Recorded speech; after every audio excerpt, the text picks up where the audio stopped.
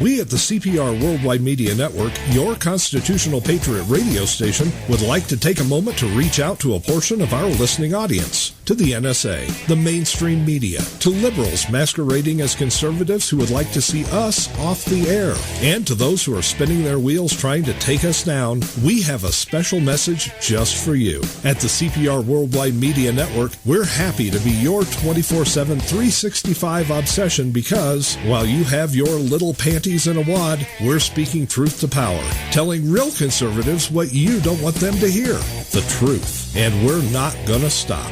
Now then, back under your collective bridges with the rest of your fellow trolls, and oh yes, thanks for listening to CPR. This is a station identification moment. You're listening to CPR Worldwide Media, a division of CPR Media Network, coming to you live right across the planet. Check out our website at www.cprworldwidemedia.com and our Facebook page at facebook.com/CPR Worldwide Media. This is CPR Media Network, coming to you live from the USA. Well, looky here, a new listener. Hey, this ain't your little sister's radio station.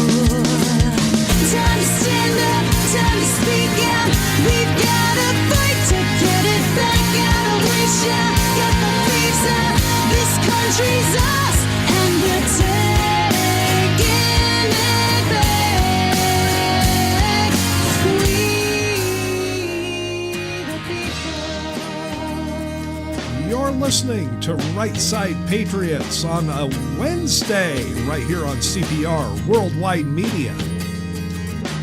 We the people. And happy Wednesday to everybody out there today. Right Side Patriots is on the air. Craig Andreessen from the National Patriot with Diane Sori from the Patriot Factor.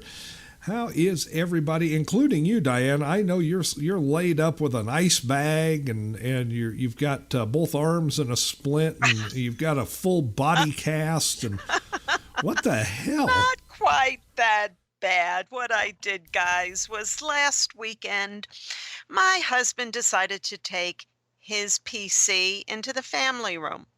And at night, instead of putting it back in the study, he left it there with the wires, the black wires, plugged in on a black Oriental rug in the dark. So when I went to lock the back door, I tripped over the wires, my toes bent back completely backwards, then forward, and my foot swelled up. And unfortunately, there's nothing you can do for dislocated or broken toes except wait it out. So here I am sitting with the ice pack on my feet, in my bed, on my lap desk, talking to you guys. But as bad as I am, Craig is even in worse shape. Oh, well, look, moving will do that to you. I mean, when you don't have people to move your boxes around for you, and you got to move them yourself, you wind up doing all sorts of things that you probably shouldn't do. And I've done all of them, yeah. to be perfectly honest.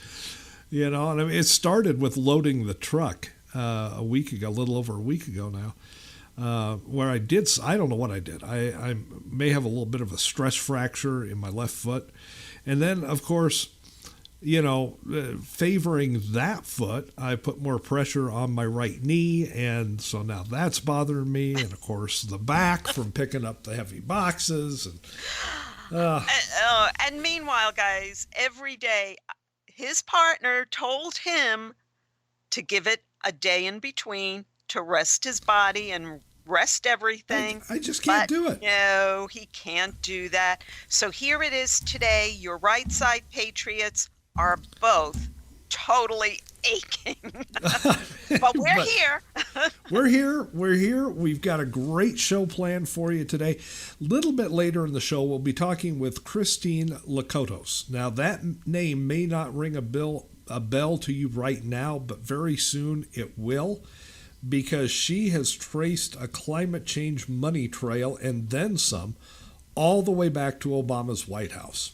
Yes, she She is a whistleblower of sorts. she is a whistleblower of great regard.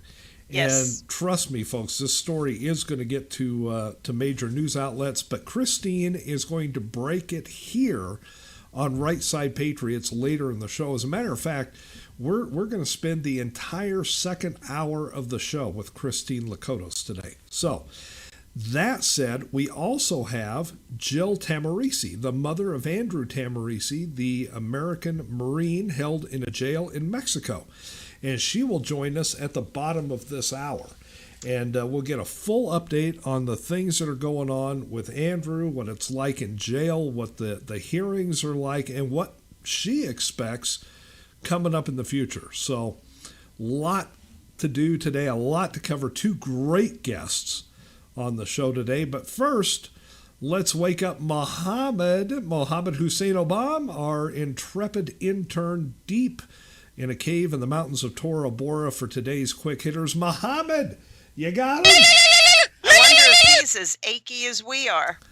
You know, maybe from falling off the ladder while, with his girlfriend last night. That's true. That could be. Or maybe, a little one of the bombs, went errant and sort of hit his cave or something. Hey, you never know. And for those people who don't remember, Muhammad's girlfriend is a one-humper. So, Muhammad, can you fire up the Intercontinental Ballistic Camel? Send those quick hitters. And there they are. Oh, good. I'm glad to hear, some rattling of paper because, guys, with this foot, I couldn't even go and get my bag of bugles. Oh, it's a bugle-free Wednesday. No bugles or us for Diane. Mm-hmm. But hey, you know what? That's okay because sometimes you gotta take a break from the bugles. You can OD on bugles if you're not careful. That's true. That's true. I'll have to switch to something else. Maybe Check Mix will be next. Ooh, I like Check Mix. Yeah. I do like that stuff. Okay, let's see what we got here today. You know what? It's an all Obama quick hitter today. Oh, great. Every single one of these is it. Obama. Okay, well, first of all, and look, if you've been on any social media, folks, over the last 12, 14 hours or so, you can't miss this, and we weren't going to let it go either. Obama climbs down off of Marine One, that's the helicopter, and as he comes out, of course, there's always two United States Marines, one to either side of the staircase that he comes down on. And they're always, dress uniforms, snappy salute. I mean, these guys are like statues out there. And the president comes down and, is supposed to give them a snappy salute on his way by. And Obama comes down yesterday out of Marine One, and he's got what looks like a big cup of coffee. Some people are calling it a latte in his right hand. And as he comes down, he just kind of holds the cup of coffee up to the side of his head and while he's buttoning his jacket. Yeah, total disrespect. Here it is. We have troops in the theaters of war. We have troops fighting Ebola. We have troops possibly going back to Iraq. And this man can't put down his cup of coffee and give our United States Marines a proper salute. This man has disgraced and dishonored the military from his first day in office, and it continues to this day. It's just unbelievable to me I mean, Yes. you think about it, these men and women in our military are putting their lives on the line for our safety, for our freedom, for other people's freedom around the world. These are the people you want on your side. He supposedly is the commander in chief. Yes. Yeah, And, he's the commander in chief, all right, but if not of our military. if he doesn't have the U.S. Marines holding his umbrella for him, he is now saluting them with a cup of coffee. Yes. And here's some interesting facts from the U.S. Navy manual. There were certain customs and courtesies, and one of them is that saluting in general is the most important of all military courtesies. The salute formally recognizes the officer as a military superior, and returning the salute expresses the officer's thanks for the junior's support. So, in other words, this man gives no thanks to those who are working under him, for Oh, those sure, who are fighting for our country. he's willing to send them out there. He's willing to have them hunt down and fight the wild Ebola. But oh no salute, no salute No, for you. it's just a disgrace, and there's a reason that the newest polls say 90% of our military has no respect for this man. Well, I mean, look, those Marines, they're going to tell you one thing in public, but I just about guarantee you, those two guys standing there yesterday that got saluted with a latte would just as soon spit on that pig as salute him. Now they I won't say agree. that publicly. They won't, because they're Marines, and Exactly. you don't do that. But I'm telling you, that is about as low as it gets. You come bouncing down the steps, hold your cup of coffee up to your head. Hey, fellas, Yeah. you know. I mean, Uh, for God's sakes. it's just a disgrace and a dishonor to our people in uniform and to our vets. This man just, I don't know. I don't want to get started so early in the show. I've got lots to rant against him. Well, and No, don't want to we get got it all out at once. look, we got plenty more here in the quick hitters. As a matter of fact, last week at the White House, I'm sure everybody probably heard about this. Some guy tried to get into the White House. Yes. Some guy who didn't belong. Other than Obama, who doesn't really belong there either. But this guy, his name is Omar Gonzalez, and he tried to bum rush the north portico of the White House, and he made it all the way to the door before the Secret Service stopped him. Now, Yes. if you've ever seen the layout of the White House and the lawn, that's a long ways from where he had to start to where he wound up at the door. How they Yes. didn't get to him before that is beyond me. But now it comes out that not once, but twice, the Secret Service had previously interviewed this guy. They were well aware of him, and twice they just let him go. And this is before the intrusion. Well, the odd thing is that maybe the Secret Service wanted to look away. You Ever know, think of that? look, that's not crossed my mind. But there again, you've got people whose sworn duty it is to protect people they don't even like. Exactly. Okay, so and I've met a few members of the Secret Service over the years, very top-notch people. But under Obama, let's face it, the Secret Service has had their problems. I mean, they've had some sex scandals. They were Yes. hiring hookers in Brazil and involved with shenanigans, including apparently looking the other way. I think it was while there was some drug running going on in other countries, and the Secret Service under this dictator has been a little less than secretive. Exactly. And that's why I said, I even put up a brief little post about it, that maybe they chose to look away. It's a little strange that this man, who they did know about, he actually made it up to the doors of the White House. But you know what? We kid around, but this man is a veteran, and he does suffer apparently from PTSD. And he is being charged as an intruder, I believe, a trespasser, an intruder. Um, but come on, they had to see him on the cameras. The patrols had to see him.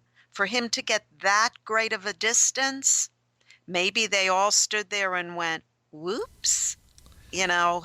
They probably looked over there. Hey, is that guy supposed to be there? And somebody said, that looks like Omar. No big deal. Yeah, but you know what's even funnier? Now their deterrent is they put up a 4-foot fence higher with little spiky things on top, and they think that that's going to keep out intruders. Well, it'll keep out the white people because white guys can't jump. That's Other than that, anybody else can get over. Come on, guys. You shimmy up a little bit and you sort of throw yourself over. You can get over if you want to get over. Shimmy? 4 foot? Yeah, anybody of average height, which of course leaves you out.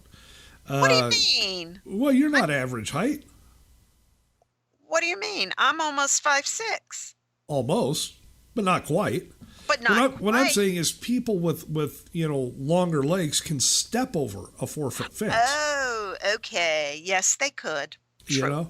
True. You don't even have to get a running start to get over that. It's just but it does look cute with the little points on top of it. Doesn't it though? It looks very official. Nothing like putting, impaling hooks around the people's house goes over really well, doesn't it? They're going to keep little people and white people out. That's the whole idea. No more little people, no more white people. Oh, it just gets more and more ridiculous with this regime, doesn't it, Craig? Well, every day. Every single day. And how many days has it been? You had that statistic. Yeah, we were chatting. We were chatting before the show, and Diane says, "Oh, look at this." Don't hold me to this, folks, but I believe it was 2,915, something like that. I don't remember offhand, but it was something like that, or it's 3,000. No, it's 2,000 something. It's somewhere between 2,000 and 3,000 days. This idiot has been running our country. Days.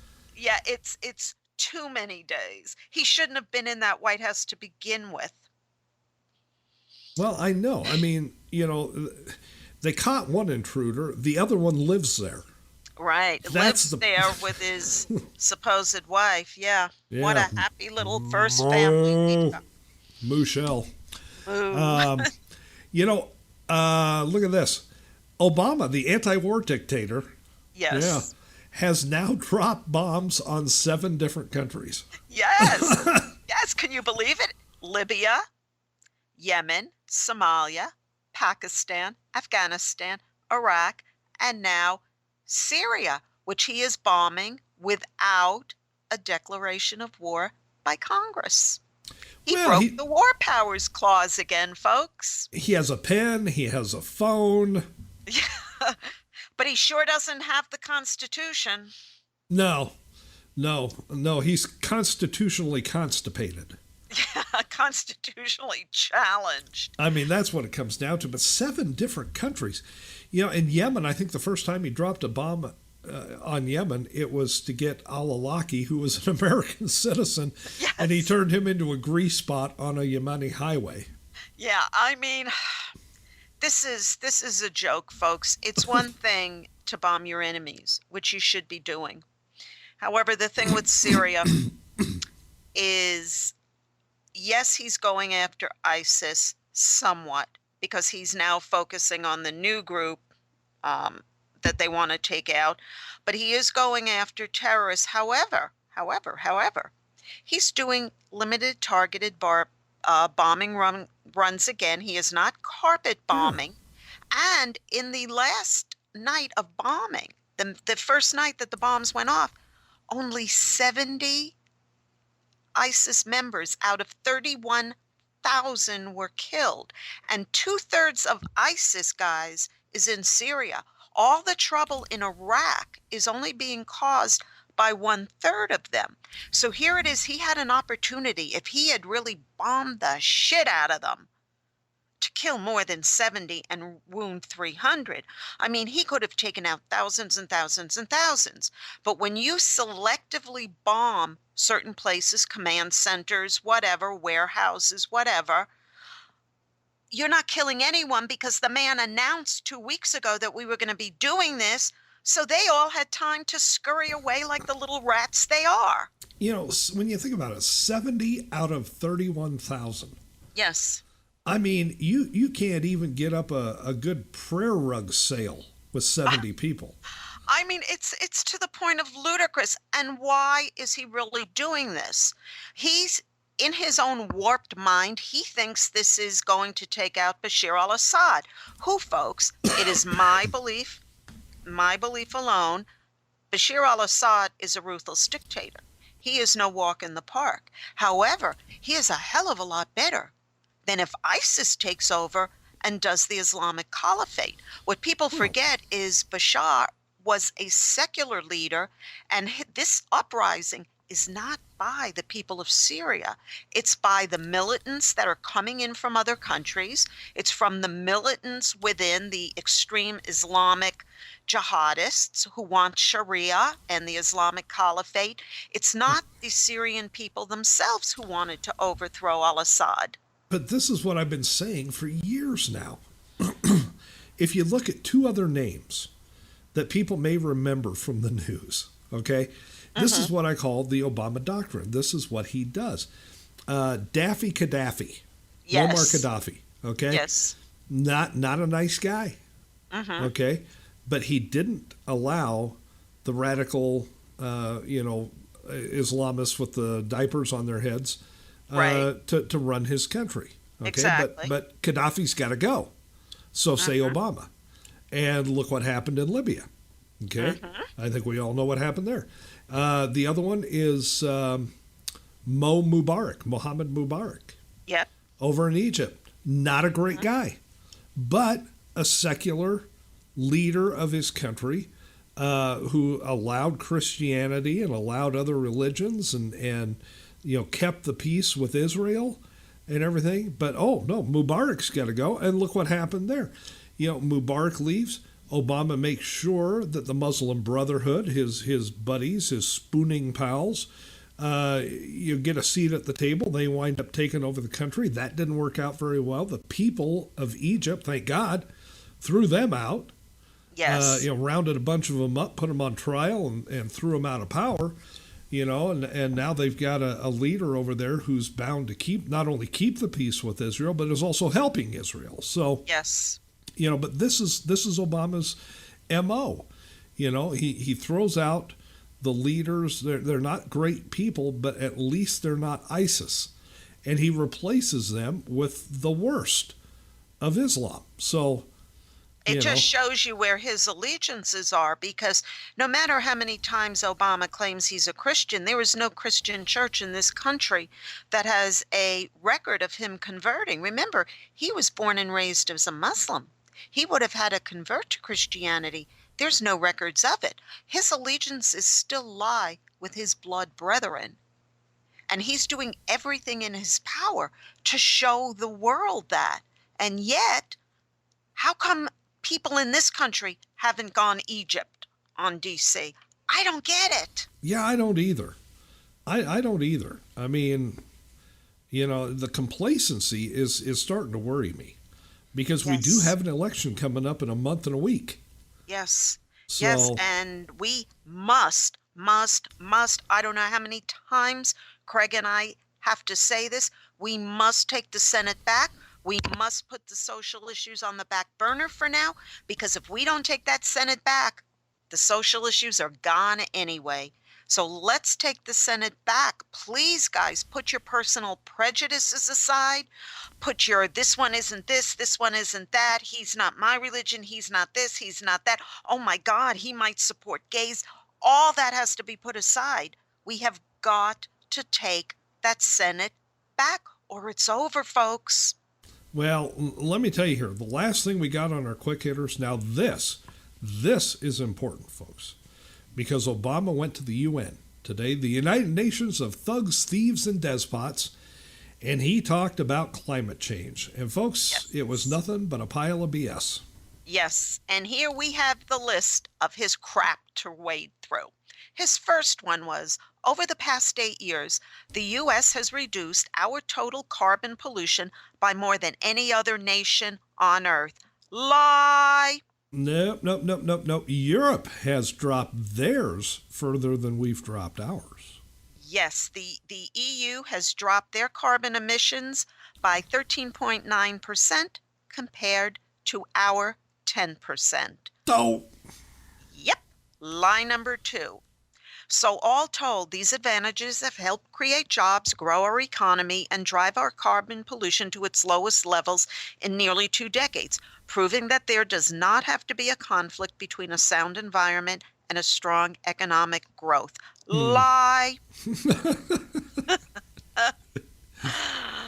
it seems to me that a lot of the reason the carbon emissions are down here is because of a bad economy.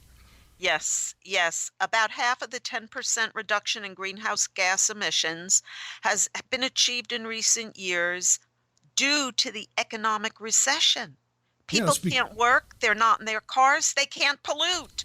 Exactly. I mean, if you're not driving to work, hello. Exactly. All right, what's number 3? We're helping more nations skip past the dirty phase of development using current technologies, not duplicating the same mistakes and environmental degradation that took place previously. Lie. We're sending dirty fuel to other countries. Yes. I mean, how can we be helping them clean up theirs if we're sending them the crap that the EPA won't let us burn over here? Exactly. I mean, the emissions from coal that we're producing, we're actually sending those emissions to other countries. It's like, here, have some of our coal. We know you don't do the clean coal thing, so here, have some of our dirty coal. Oh, God. And it gets worse. God's sakes, what's next? Today, I'm directing our federal agencies to begin factoring climate resistance into our international development programs and investments. Again, not true.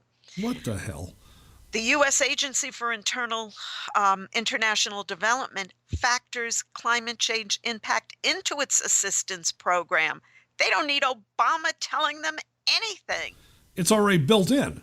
It's built in. So when he says, today I'm directing, it's already been directed. He's got nothing to do with it. Exact, nothing to do with it. Well, it's a pat on his own back. What else you got? The last one was from a White House background document. The Climate Action Plan is working. In 2012, U.S. greenhouse gas emissions fell to the lowest level in nearly 2 decades. Lie. Because what happened was the plan has nothing to do with reduction of emissions in 2012 because it was not announced until 2013. Yeah, what's a year here and there? Talking about didn't even exist. What's an extra year? 2012. I mean, so are there no calendars in the White House? What? Well, obviously there are no mirrors because if you ever seen the way the moo walks out in public, you know there are no mirrors. But here's the interesting thing. That statement of his also leaves out the fact that in 2013, emissions in the U.S. rose for the first time since 2007. The man lies through his teeth about everything, folks. Well, so there you have it, folks. The rundown of B.O. at the UN and his BS. And it is a lot of BS. Folks, we got a great show on tap for you today. Christine Lakatos will be coming up at the top of the hour. We've got her for the whole next hour. She is going to blow the whistle on this Obama administration. She has chased the money trail, and especially on climate change, and it goes right to the Oval Office and right under the prayer rug of Barack Hussein Obama. Coming up next, right after the break, we've got JILL TAHMOORISSI, the mother of the U.S. Marine held in Mexico in jail since the end of March. It's been 6 long months for Andrew Tahmoorissi. and we're going to get up to speed with her coming up after the break. A word from our sponsors, a word from our good friends at Citizens United, and then Diane and I will be right back with Jill Tahmoorissi. Don't go anywhere, folks. Citigold is an account from a global bank with over 200 years experience, offering international banking expertise across over 100 markets. Your dedicated investment consultant adds a unique personal touch to your banking experience. Complimentary lifestyle offers like Marhaba service and free global money transfers help you save on time and money. At the core of Citigold is your dedicated relationship manager, personally looking after your financial needs. Be it lifestyle privileges like golf, lounge access across the Middle East, or worldwide privileges, Citigold provides you with a rewarding experience. One card is all you need for all your Citibank accounts. As a Citigold client, you benefit from our international expertise and global reach. Citigold is more than an account. It's a personal banking service offering exceptional privileges, customer service and recognition worldwide. So wherever you are, Citigold will be with you.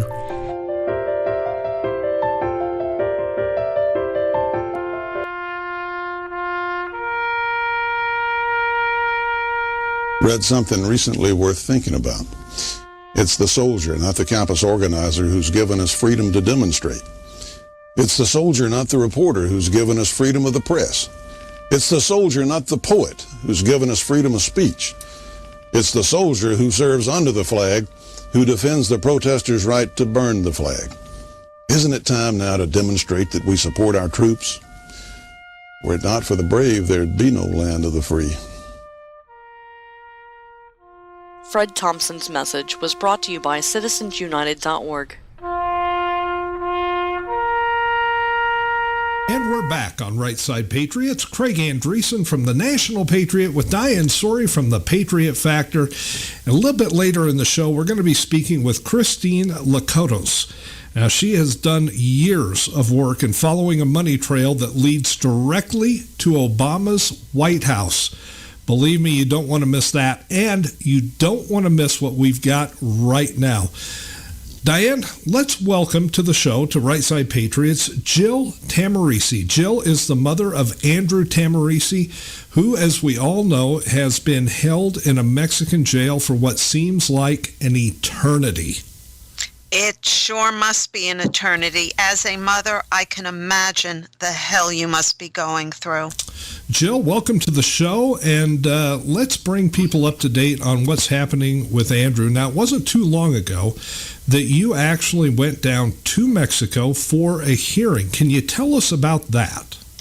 Well, that was, thank you, by the way, for having me on and for your listening audience to hear about Andrew's fight for freedom firsthand from me. I would say the last hearing I attended was a great disappointment. It was September 9th, and that's because I had expected to see Andrew as I had the first two previous evidentiary hearings where he would be transported from El Hongo to the courthouse, yet he wasn't there, and there was a scheduling confusion primarily is why he wasn't there. But fortunately, the hearing did proceed, even though it went well past midnight. I was just glad to have it accomplished, even though I didn't see Andrew that day. So it was kind of a mixed bag, but at least the hearing went on, but I didn't see Andrew that day in Tijuana.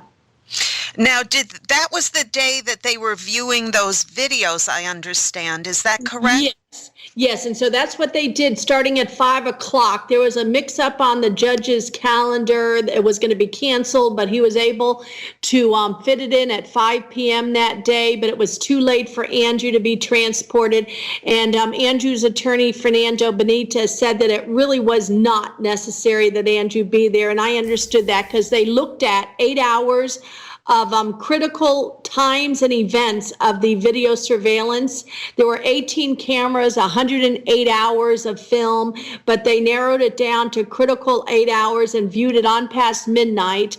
And Mr. Fernando Benitez Andrew's third and final Mexican criminal defense attorney that he secured, stated that the video definitely corroborated Andrew's truthful account and forthcoming statements at the border, and that it certainly poked holes in the customs or the Mexican official statements that had been provided to the judge at an earlier hearing in August.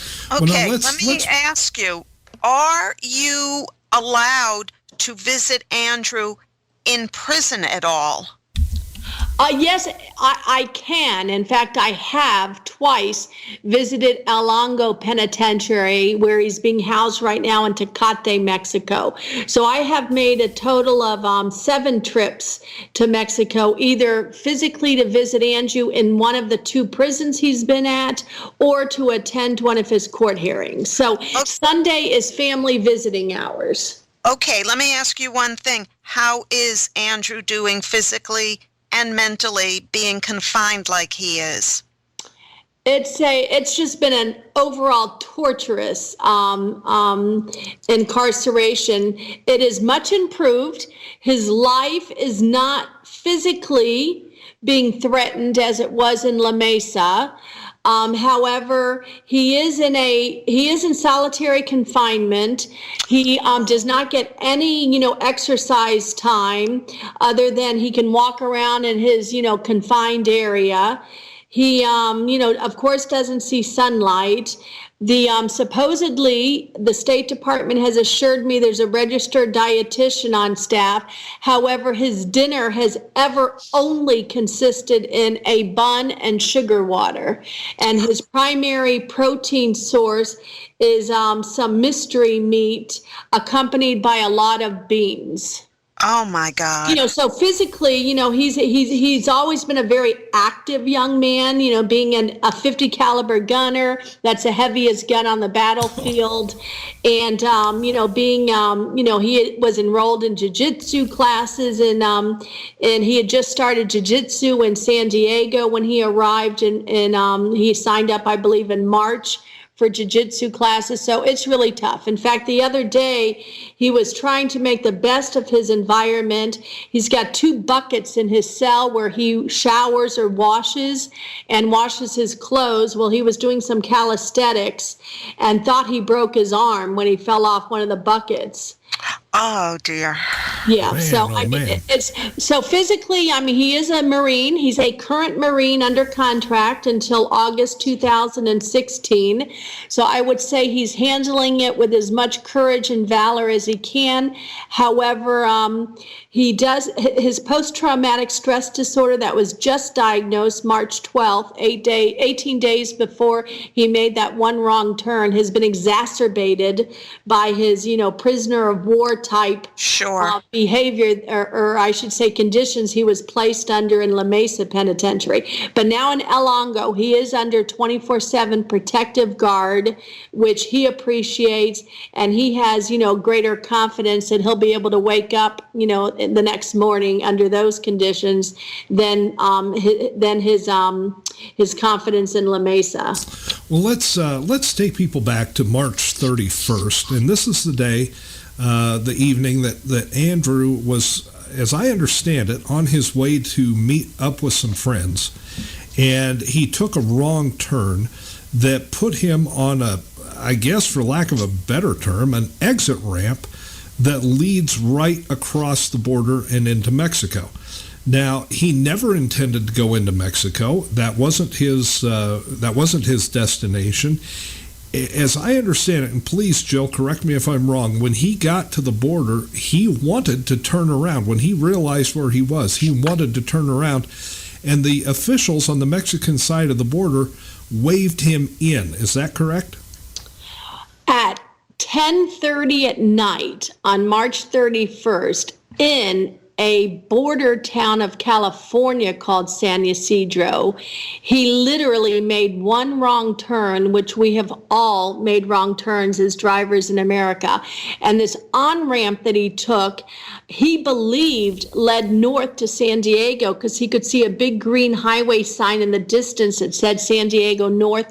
And there was a sign on that ramp, but it was off to the side, laden with graffiti. He turned onto that highway ramp thinking it would take him north, but within about 100 feet, it blind swept to the south where he knew that he was in trouble. He actually stopped his truck, but he could not back up. That would be illegal. And there were headlights coming from behind. Another car was coming. So he continued forward to only find himself corralled in a barricaded lane that took you straight into Mexico. There is no American presence where he entered that night. He got a green light on the Mexico side and a Mexican lady official standing on a platform 3 lanes to the left, waving her arm violently at him to move forward and saying something in Spanish. Him, not wanting to get in trouble, continued forward as she was expressing to him to go forward. He stopped at the first person he could locate, which was a Mexican customs agent, and said, "I got lost, made a wrong turn. I have 3 guns in my truck. Can you help me get turned around?" And that Mexican customs agent led Andrew to believe that he was going to be flag over an escort vehicle and help him get turned around. That night there was no sign indicating how to turn around. There is one now. There's a huge one now that says return to the USA. But on that night there was no way to turn around, and he was literally confiscated and arrested when the Mexican military came on board. Now, Jill, let me ask you this. Now, when you were at the hearing, when they were going through these 8 hours of video, did any of the video show those moments where he first entered Mexico? I cannot tell you that I saw all 8 hours of streaming video because the judge has never permitted me into the courtroom. Each time I attend, I'm told that I must sit out in the hallway because there's not enough space to accommodate me. Now, what about the attorney, Benitez? Has he indicated that is in the video? Absolutely. So it indicates that he got a green light. Andrew paused. He didn't want to go any further because he didn't know where he was, and he was lost, and he sure as heck didn't want to drive into Mexico. And then the video did corroborate his truthful account that he immediately stopped at the first Mexican official on ground who he could talk to. And you can see him very quickly getting out of his truck and actually going around to the passenger side where he had his Florida concealed weapons permit on his handgun and the front seat. As you know, concealed weapon carrying people tend to keep their handgun within hand's reach. Sure. And then he showed the customs agent where his rifle and shotgun that he had packed from Florida was way in the bottom in a suitcase in the back passenger floorboard of his 4-door Ford F-150. You can see they're unloading hefty bags to try to get to this black suitcase. The customs agent can't pull it out because it's wedged so tight. So you can see Andrew asking to help. So he gets, into the door side, pulls at that black suitcase. They unzip it. They look together, they zip it back up again and load everything up again. So yeah, all that's on the videotape. And then so was the 8 hours of delayed detention without a translator, without the State Department, without the lawyer, without the appropriate authority to conduct a search warrant. All that is on the video. What I don't understand about all this, obviously, Andrew is telling the truth. He made a simple wrong turn. They could have very easily rectified this by even just keeping his guns and escorting Andrew back to the U.S. border. However, they didn't do that. That leads me to believe that they're keeping Andrew for political purposes, almost like a hostage. I personally think that Andrew is going to be let go the day after Election Day. Do you have any feelings one way or another about why they're keeping Andrew? My point as a mother, and Andrew's point, is that we respect the sovereignty of Mexico. We respect their nationality. We respect their laws. Andrew had no intention of breaking their laws that night at 10:30 at night. What we had hoped for was a reasonable review of his case. And to date, 6 months later, there is absolutely no evidence brought forth by the Mexican prosecutors that Andrew wanted to enter Mexico with his truck and guns. Absolutely no evidence whatsoever. And so why this judicial process is going at a snail's pace, and that 911 call that he made is on videotape. I saw him in a still. I was able to see some still pictures, and there he is in the search and detain area on his cell phone making a 911 call because he fears that Mexico is trying to take possession of his guns, and he's asking America to please help because he's not even sure if he's in Mexico yet. But as far as what Mexico's motive is, I would not say that this is a political motive because I'm not privy to that kind of information. I would just say that it's extremely frustrating that there are excursions of their military north or south to north, and within about 72 to 96 hours, we tend to figure it out and send them back home. I'm talking we send home the Mexican military or Mexicans, right, who have crossed. So why that same courtesy wasn't extended to Andrew, I'm not sure, except for I will tell you also that the first attorney that I hired off of the State Department list of vetted attorneys was listed as a criminal defense attorney, and he is not. He is not. And so he totally did a misjustice to Andrew, because apparently there is a lot you can do in the first 96 hours, yet he did not file the paperwork. And in fact, the judge extended him another 6 days, I believe, expecting the paperwork to come through. It never came through. So therefore, Andrew was stuck in the Mexican judicial process. He had already lost some kind of a constitutional right you have in the first 96 hours. He lost that when his first attorney did absolutely nothing to help defend him. Wow.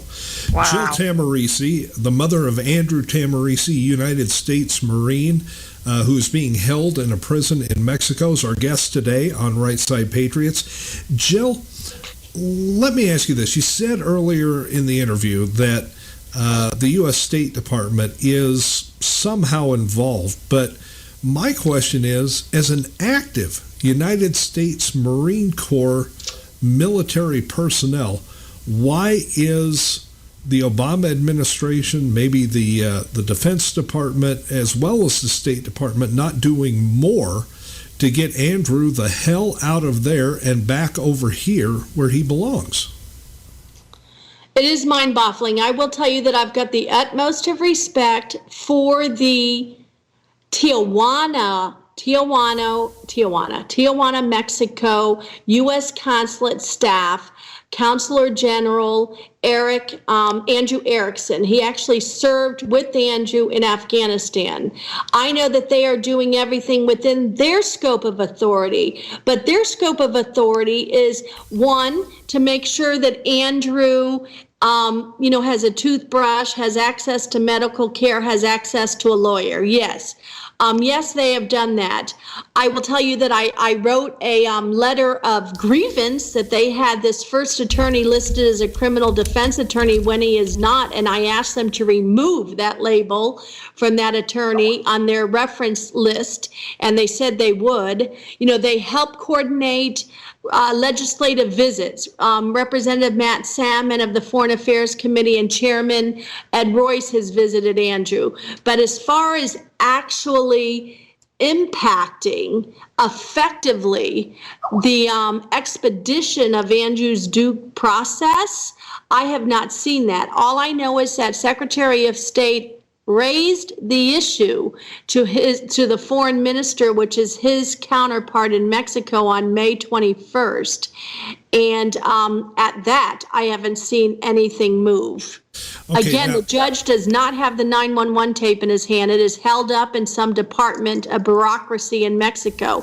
So I would say whatever efforts the State Department or the White House may be doing to help urge Mexico to expedite the due process, it's not effective enough. All right. Here's where I'm coming from on this, Jill. Is this regime, the Obama regime, traded 5 Gitmo terrorists, 5 Taliban terrorists, the war council for the Taliban, for one guy who, for all the world, has presented himself to be a deserter. And to me, it seems like Obama and Kerry and the lot of them have not raised one finger to help Andrew get out of Mexico. Andrew seems to be the only person in Mexico who is not allowed to cross this border without any hindrance whatsoever. It comes down to the point where Obama spoke with the president of Mexico by phone and forgot to mention anything about Andrew Tahmoorissi. And as a journalist that has my hair on fire, I can't imagine what that's like for you. I mean, you have got to be livid about this. I don't understand it. I mean, he is, in Andrew's opinion, in my opinion, Andrew is government property until August 24th, 2016. He is an inactive reservist with the United States Marine Corps until that contract finishes. President Obama is his commander-in-chief. When Andrew received the order to muster on June 14th while he was in jail in Mexico, I thought that was perhaps President Obama's attempt at, getting Andrew out of jail. So I called up the State Department in a panic because it said that if he did not attend that call for muster, he could lose his honorable discharge. But what happened was the State Department conveniently got that order for muster excused. Let me ask you a question now. The military itself, our leaders in the military, is there any recourse that can be done through the military itself, sort of circumnavigating this do-nothing White House?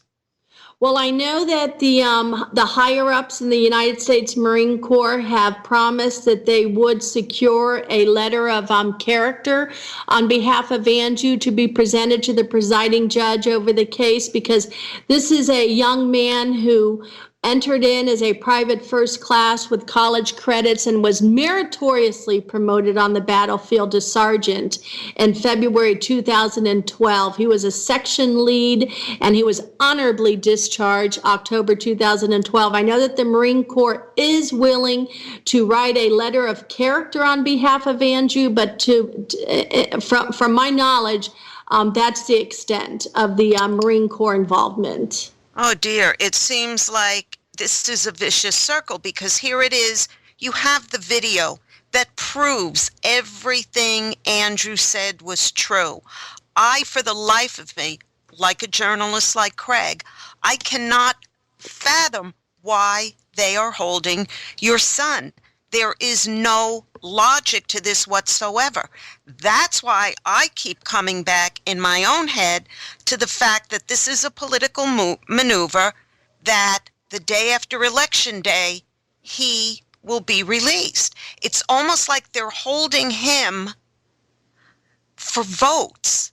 Well, Diane, I will tell you with a high degree of certainty, Andrew will be released before then. And the reason why I can say that with a high degree of certainty is now, Two attorneys later, we're on to our third attorney. Andrew's bank account is totally wiped out, but with 100% confidence, I will tell you that Fernando Benitez, criminal defense attorney in Tijuana, Mexico, will secure a release for Andrew. And I will tell you that by the grace of God, a gentleman by the name of Philip Dunn, a 30-year criminal defense attorney from Ventura County, California, he's now president of a foundation called Serving California. He went to Tijuana and helped me interview attorneys because the attorney number one and attorney number two had done such a disservice to Andrew. But Mr. Benitez is highly capable. He has 4 parallel strategies underway, and one of them will secure Andrew's release. And believe me, it will not be presidential election. It will be before then, but I need it now. No, not president. I'm not talking about presidential election. The midterm. I'm talking the midterm. Yes, the midterm. All I can do is put my faith now, of course, in God first, because to God be all the glory. And second, the confidence that I have in Mr. Fernando Benitez, because he will secure Andrew's release. It's a matter of time. It's just that we need it now and not later. Right, exactly. Andrew needs the treatment for the PTS. He needs to be out of there. He needs to be out of there now. There's no excuse for them to keep him. And the more you get this message out, the more people that will get on board. I mean, we already had the petition that was presented that was, so we got the petition. You really didn't get any result from that petition. So now we need to take it to the next level. Now it's no longer in writing. Now your message has to get out on the TV, on the radio, on the internet. It has to be out all over because Andrew needs to come home now. Absolutely. Thank you. And we're urging all the listeners to check under House Resolution 620, authored by Ted Poe of Texas, urging Mexico to release Andrew based on the fact that they cannot humanitarily treat combat-related PTSD because they do not send their military off to foreign war. To release him just based on that humanitarian, we are allies, friendly neighbors. Right. And so please check to see if your congressmen and women have signed on to House Resolution 620. Last time I checked, I think there was about 80 signed on. We'd like to see all 400 plus signatures. So please reach out to your congressmen and women, House Resolution 620. And also we do have an AndrewFreedomFund.com site where you could watch a 3-minute video about Andrew, who he is, how he was raised, where he was raised, what nudged him to join the military in 2008. He served with honor, and an opportunity to donate, $5 if you can spare it to help Andrew replenish his bank account. Okay, and we, by coincidence, we found out we're kind of neighbors of sort. So if there's anything that I can do here on the local level to help you out, please do not hesitate to ask. Thank you so much, Diane. I appreciate it. Now, you're going to be speaking to Congress on October 1st. I believe that's a Wednesday. Which part of it's one of the committees, I believe, on Foreign Affairs, isn't it? Yes, thank you. So Representative Matt Salmon, who serves on the Foreign Affairs Committee, he chaired by Ed Royce, Congressman Ed Royce. I will be going before the Western Hemisphere Subcommittee of the Foreign Affairs Committee, because that's, Mexico's in the Western Hemisphere. So I will be spending 5 minutes before the members of the Western Hemisphere Subcommittee to the Foreign Affairs and sharing with them. Yes. 5 minutes? They're giving you all of 5 minutes? Yes, Andrew has been in prison for 6 months, and they're giving you 5 minutes? Amazing, isn't it? Well, I'm very appreciative to be in the agenda. I know it's going to be a very costly 5 minutes. It's costing me $1,000 just, for that 5 minutes. So I certainly hope that it bears fruit. But I want to thank, of course, Representative Matt Salmon and Ed Royce, who have really been just, championing, as well as Congressman Duncan Hunter from California, to get as many of their colleagues onto that House Resolution 620 as possible. Now, go ahead, Diane. That just gets me furious because if you remember, when Sandra Fluke testified before Congress, she got 15 minutes, 20 minutes, a half an hour, and your son is being held in a Mexican prison and you get 5 minutes? I know you're grateful for the 5 minutes. I absolutely know that. But this is an abomination piled on top of abominations. I just hope and pray you get through to these people on Wednesday and get your son home. Thank you. Well, I at least hope that, they reach out to their counterparts in Mexico and say, hey, maybe you don't know, but you've got a U.S. Marine languishing in a Mexican prison now for 6 months. Can you move this thing along? At least get the 911 tape to the judge, for heaven's sakes. Yes. I mean, something, anything at this point. Yes. But, Jill, we are out of time in this segment. I do want to ask you, though, on that Wednesday, when you get done in Congress, is there any possibility that we could get you by phone on the show that day to find out exactly how you were received in Congress?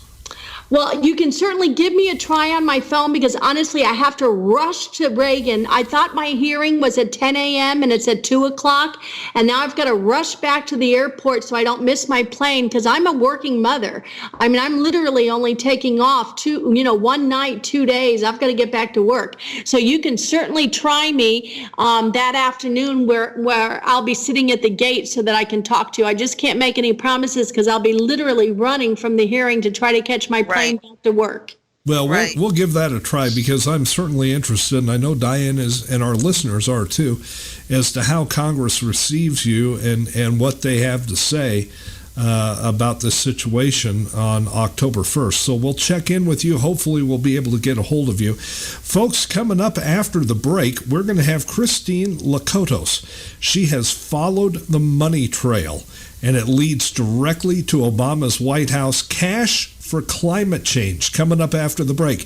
Jill Tahmoorissi has been our guest on Right Side Patriots. Jill, thank you so much for joining us. Thank you so much for having me on. I appreciate you following Andrew's fight for freedom. Thank you, Jill, and we pray he is home soon. I'll tell you what, nothing would make Diane or I happier than to have you and Andrew on the phone as soon as he gets back to the United States. That's right. Thank you. Jill Tahmoorissi, our guest on Right Side Patriots. Folks, stay tuned. We've got lots more and some whistleblowing to do coming right up after the break. Why do cities shine so bright? It's the glow of opportunities, of ideas bouncing off one another, of countless people, every one of us, striving to succeed. Right now, in cities everywhere, ideas are being born. New thinking that will put us in awe of what people are capable of. That's what lights cities up. And helping people and their ideas to burn even brighter, so that communities, businesses, and you and I can grow. What if a bank made that its job? For more than 200 years, Citi's job has been to help empower people and business. Now, around the world, it's wherever people gather, wherever ideas come alive. It's wherever you are. The world's city.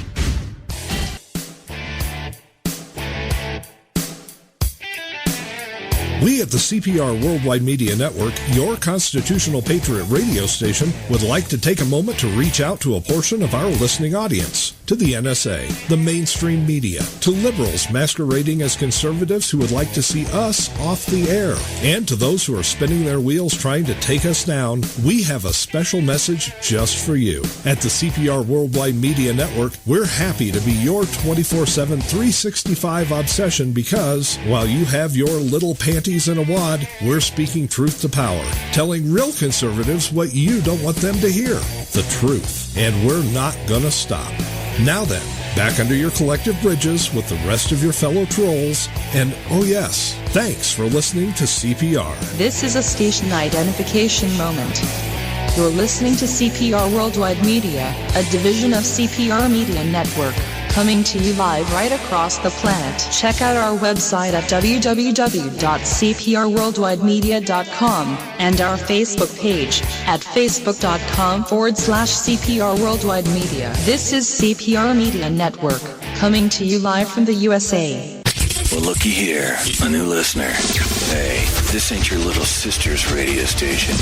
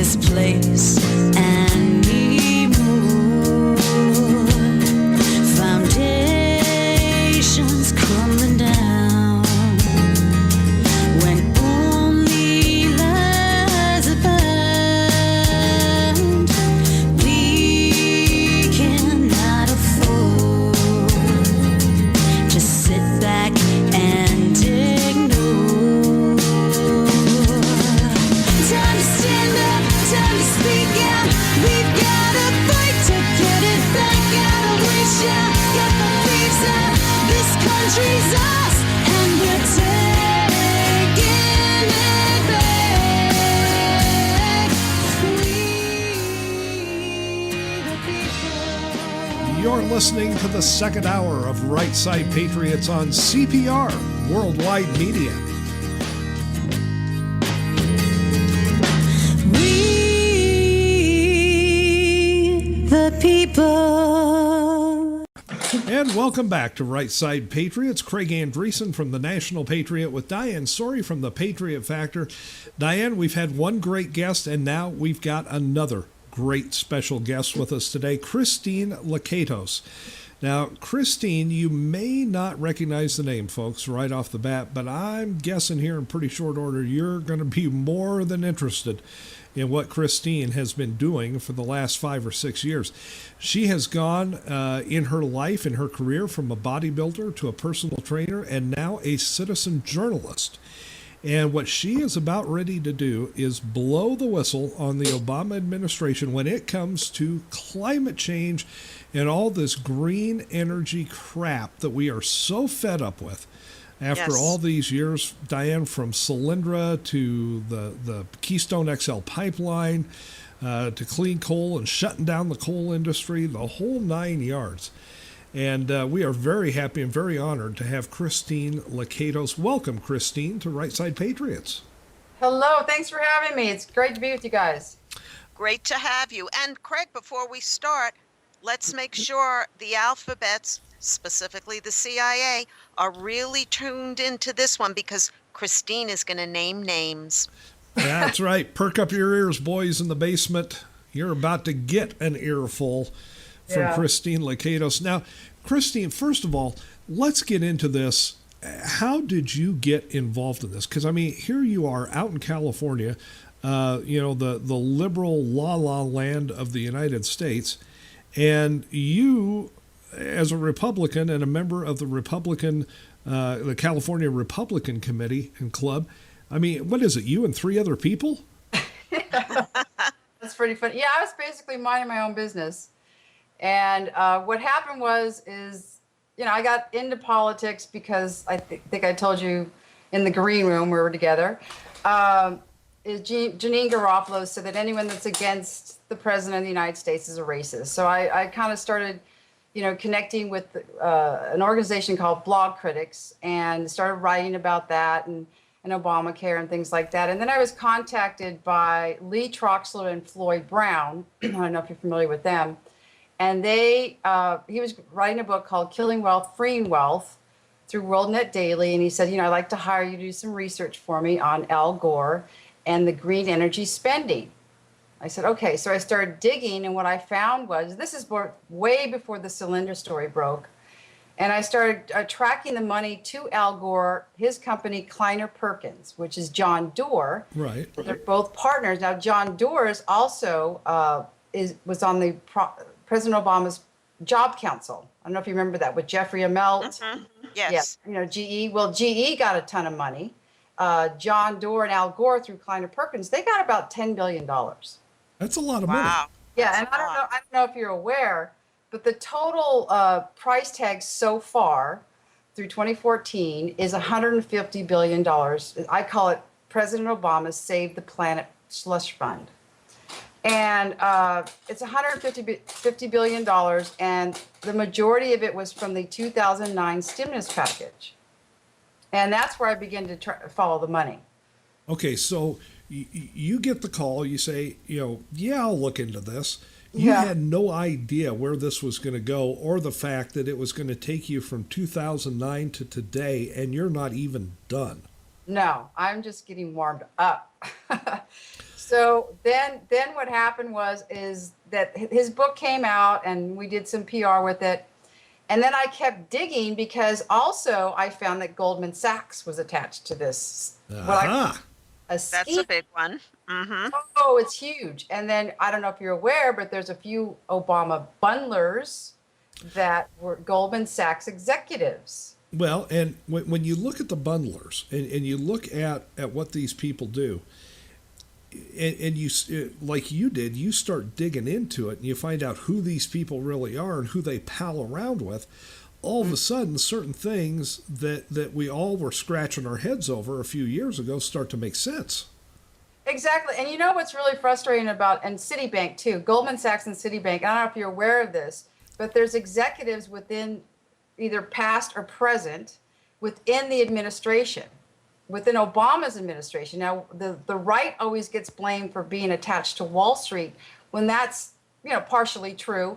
But then Goldman Sachs and Wall Street elected the President Obama in 2009. Mm-hmm. And the right always gets blamed for that. And then there he is, making fun of Wall Street, the 1%, when actually the left is in bed with Wall Street. Well, and see, that's the thing. We on the right have taken so much crap for so many years. We're in with the bankers, and we're in with the Wall Streeters and the Koch brothers, and but the left has their own version of all of this. They just don't want us to know it. I think every time that liberals launch into attack on the Koch brothers, they're actually covering for their own bundlers and their own multi-billionaires who funnel money through the Obama administration and get kickbacks. Oh, yeah, and that's what this whole scheme was about, this whole stimulus package, where it was $1 trillion approximately. Well, they earmarked $100 billion for it. And basically, if you just take one, and there's different programs that they use it for. There's a 1603 program, there's a Smart Grid Grant program, and then there's the biofuel program, which I wrote a whole section on. The majority of it went to biofuel projects that were connected to the White House or their friends, their cronies. And what I did is I focused on what's called the Loan Guarantee Program. And most people aren't aware of this. It's got 3 sections, 1703, 1705, and the ATVM. Now, that ATVM may ring a bell for some people because that's Fisker. And who was Fisker went bankrupt. Everyone wants to talk about Solyndra. Fisker went bankrupt under the ATVM section of the Loan Guarantee Program. And Fisker is connected to Al Gore because Kleiner Perkins was a major investor with John Doerr. Now, by the way, John Doerr helped write the stimulus package. Okay, wait a minute. Let's back up here just a second. So Doerr helps write the stimulus package that was wasting billions of dollars. Right. And he is one of the recipients of some of those billions of dollars. Exactly. Well, that's a good gig if you can get it. Yeah, exactly. And in fact, I did one of my pieces on the stimulus authors. Another author that you'll sound familiar with, this name will ring a bell. Speaking of left-wing billionaire money, is George Soros. Now, George Soros helped write the stimulus package, and then he invested in certain companies that ended up getting stimulus money. Well, how did he know those companies were going to get the money? And we're talking billions of dollars. And he's involved in a ton of projects that got all kinds of money, specifically from the 1705 program. Now, by the way, Tesla was the ATVM. They paid back the loan, but yet we still, have to give them tax rebates. And still nobody knows about Solar City that got 1603 cash grants from the stimulus package, Solar City. And again, there's another billionaire friend of the White House. And so, so everyone says, well, Tesla was the success. Okay, fine. So then you go into the 1703 and you start with Solyndra that, went bust. And then you've got NRG Energy that Soros bought stock in that got 2 huge stimulus loans. Right. I think Diane and I both wrote articles about that one, back when that thing, collapsed. Right. And, this whole thing, it's money for nothing. I mean, you help us get this money and we'll give it back to you type of deal. That's what you're finding, right? Exactly. And like I said, there were $34 billion went out the door through that loan guarantee program. And basically $16 billion of it was stimulus funds. And those were the projects that went to the Obama green cronies specifically. So I can actually with 100% confidence tell you that at least 90% went to the president's either bundlers or big donors or direct cronies. And then sometimes you have multiple layers, because then he layered, or he placed within the Department of Energy more cronies, like, for example, Jonathan Silver, that was the head of the loan program, but he was the one making the decisions, and he had connections to all these people. It's crazy. Really, it's a money laundering scheme. Yeah, exactly. Because you've got people that are writing the bill, people that are pushing the funding, the same people are then getting the funding.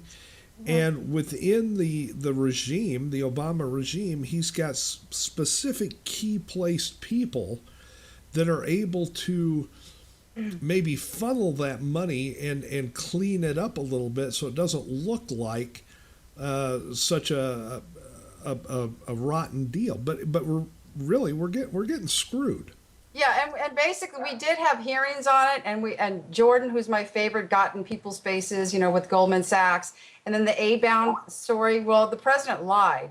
He said, remember in Colorado, right before the election, he said that had nothing to do with politics, and it was all decisions based on the Department of Energy. Well, that turned out to be a lie, because in 2012 on Halloween, Marita Noon and I got the internal documents, internal emails. Well, we're talking hundreds and hundreds of pages, and I went through every single one of them. And I highlighted, because I knew these projects. I knew that General Electric was attached to the Shepherd's Flat wind, the wind project in Oregon. I knew that A-Bound was connected to this person. I knew who these people were. And the president lied, because in some of these emails, it says White House pressure. White House approved this loan. Vice President approved this loan. It's like, so he lied. Well, that's not new for Obama. I mean, his whole presidency is built on a lie. So why should it be any different? But can you get into a little bit how all this is impacting some very important state governor and senatorial races? Okay, yeah. So that brings us to where we are today. And we can go on for hours on what's transpired, for Senate for American Progress and all that. But what brings us to now is my recent post called Liberal Billionaire Tom Steyer, Dems Cash for Climate Change. Yes. And what makes this significant, and the reason I call it Cash for Climate Change, of course, it's a little bit of satire, but there's some truth to it in my mind. What happened is Tom Steyer is a 2-time Obama bundler. He consulted with the president in 2008. He's also considered a he was considered on the short list to replace Stephen Chu as Energy Secretary. Okay. He's connected. He's a board member and a donor to Center for American Progress, George Soros, and him and John Podesta, who's the president's what I call climate czar or executive power czar, John Podesta, who's from Center for American Progress, who I call the dark driving force behind the president's green energy scheme, because they're smack dab in the middle of this. So then you have Tom Steyer, who made a fortune on oil, coal, and gas. Okay? Keep that in mind. Through a company called Farallon Capital. Okay? So then all of a sudden, I don't know if he had an epiphany or, I don't know, Jesus appeared to him or something. Well, he decided to be a climate change crusader, and he impacted the Senate and governor race, the governor race in Virginia. Mm-hmm. Okay, he impacted that and donated. So he started a climate, what I call an eco super PAC called Next Gen Climate. And now he's pledged $100 million to go after, target 3 governors and 4 senators. Wow. That deems harmful to the environment, that are what he calls climate change deniers. And well, sign me up. Yeah, sign me up too. We don't believe in climate change. Right. So what he's done, and I'll just give you the list of who they are. He's going after Cory Gardner of Colorado, Joni Ernst of Iowa, Scott Brown of New Hampshire, Terry Lynn Land of Michigan, Pennsylvania Governor Tom Corbett, Florida Governor Rick Scott, and I have details on that we'll get to, Maine Governor Paul LePage. Again, if I'm messing up names, I'm sorry. And what's funny is that he's using in these ads that these people are connected to dirty money and dark money. And he is dark money. It's the pot calling the kettle black. Yeah. I know. And he gained his wealth from dirty money, oil and gas. Okay. So then you've got this whole hypocrisy issue going in the mix of it. And then he's playing very loose with the facts. And for example, he's attacked Governor Rick Scott in an ad called Shock, where he accuses Scott of being in bed with, if you want to use that phrase, with Duke Energy, who they deem dirty money. Okay? The problem is that Duke Energy, this is where it gets kind of comical, is that Duke Energy, got stimulus money. And the CEO of Duke Energy's name, let me find it, is Jim Rogers. And this is what I write. However, the real shock is what the ad omits. Jim Rogers is the chairman of Duke Energy, who happens to be a top Obama supporter and donor. Huh. Okay. What a happy little circle here. But they're accusing Governor Scott of being in bed with Duke Energy. Well, what about the fact that Duke Energy is in bed with the President of the United States? Okay. And it gets worse because Duke Energy, I don't know if you know this, but they were the main source of money for the Democrat 2012 convention. Duke Energy. Wow. Duke Energy, and I see their signs all over Florida. They funded the convention? Yes, they were a contributor, a creditor, and the co-host of the Democrats 2012 convention. And the CEO, Jim Rogers, was one of the guest speakers. And so was Tom Steyer. Wow. Well, for God's sakes. I mean, they're literally accusing Tim Scott of doing exactly what they themselves are doing. And this is nothing new for liberals. This is the modus operandi for liberals everywhere, is you do something and then accuse your opponent of doing the very thing you just did. Exactly. It draws attention away from you, and it focuses it on the Republican or the conservative who might be in the race. Christine Lakatos is our guest today. And folks, we told you that you're going to want to get to know Christine and her work, because now I don't know, and if somebody else has made this comparison before, I would not be at all surprised. But you are the Aaron Brockovich of green energy. That's funny, yeah. Yeah, someone said that before. Okay. Well, but I mean, here you are, you're doing all this work, all this legwork as a citizen journalist. And I mean, this is not what you set out for your life to be. No. And yet here you are, and you know this stuff. You know the players, you know the situations, you know the money count, you know where it's going, you know where it's coming from. And you know this stuff just like you know the back of your hand at this point. So, and all these names, it's like a muckety thing. All these names, it's insane. And then what's interesting, and the reason I call my blog, it used to be Green Corruption, and now it's the Green Corruption Files. Because what I found in even like presenting a situation, and I'll give you an example in a second, and another Rick Scott attack ad by what I call the Eco Super PAC, and is that they all intertwine. You know, this person's connected to this project, and I'll give you an example because there's another ad that's attacking Governor Rick Scott, and his parent ties to Big Sugar, right? And I don't know the story because again I have to like research that story to connect the dots, and it becomes really confusing. But to make a long story short, it involves U.S. Sugar, Florida Crystals, and Florida Power and Light. Okay? all right. Mm-hmm. And with claims, this is the kicker, with claims that all are direct beneficiary of Rick Scott's policies, right? Yes. Got that? Okay. Yes. Well, they forgot this part. Well, first of all, this is really funny, is in that ad, they used the slogan, sweet deals for the powerful few. Excuse me, that's the whole green energy situation. You know, all of our tax dollars have funded Obama bundlers and donors that are millionaires and billionaires. Basically, we're redistributing the wealth to the wealthy. I mean, which is exactly what they claimed that we were doing before Obama got in there. That's why, share the wealth. Well, right. Share the wealth with who? Right. But what they omit from the ad, or maybe they don't know, is that Florida Power and Light, and you're in Florida there, Diane, so maybe you can know this company, they are big beneficiaries of President Obama's policies. Yes, and we are not happy about it because they wanted to build a second nuclear reactor down at Turkey Point, and it was stopped. Oh, okay. And that would have cut all of our electric bills. We pay exorbitant electric bills in the summer because we need air conditioning down here. It's not an option. And this plant would have helped tremendously, and it got voted down.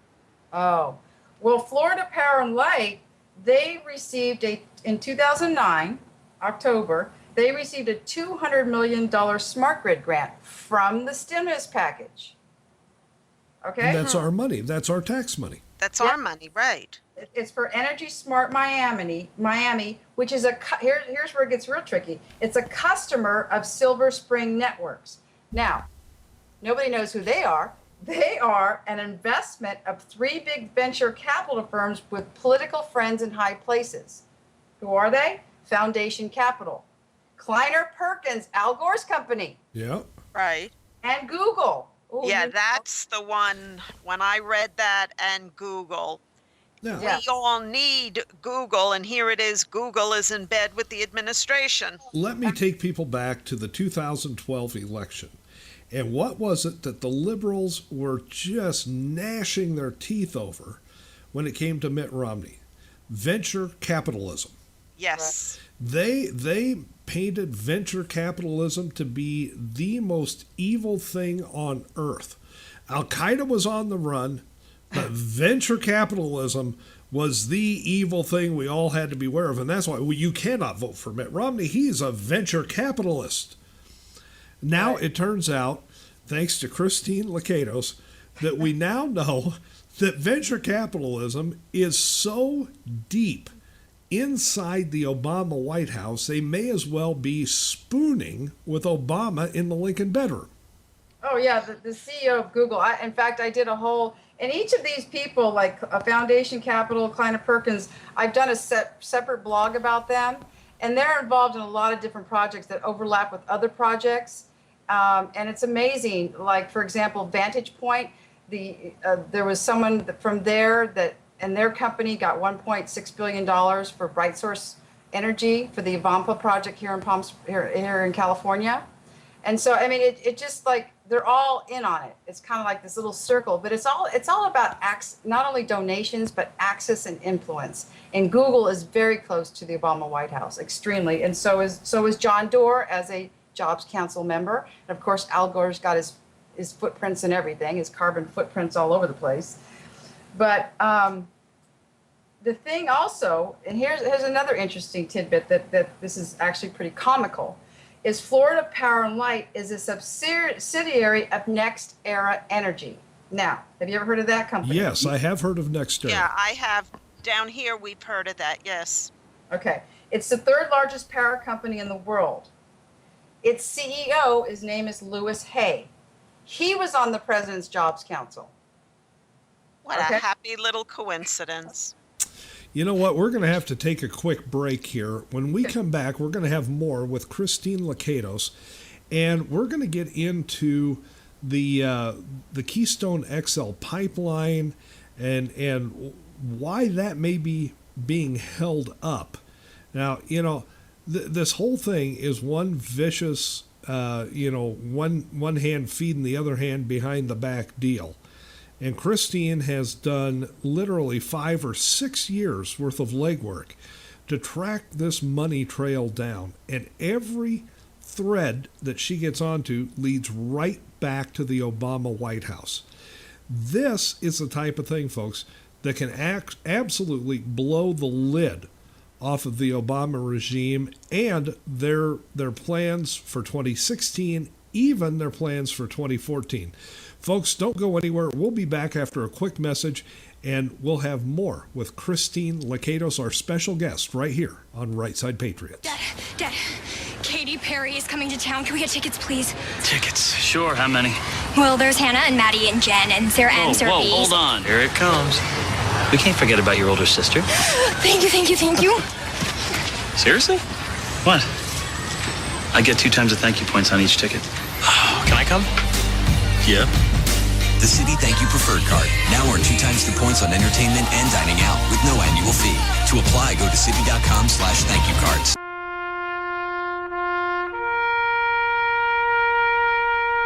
Read something recently worth thinking about. It's the soldier, not the campus organizer, who's given us freedom to demonstrate. It's the soldier, not the reporter, who's given us freedom of the press. It's the soldier, not the poet, who's given us freedom of speech. It's the soldier who serves under the flag, who defends the protesters' right to burn the flag. Isn't it time now to demonstrate that we support our troops? Were it not for the brave, there'd be no land of the free. Fred Thompson's message was brought to you by citizensunited.org.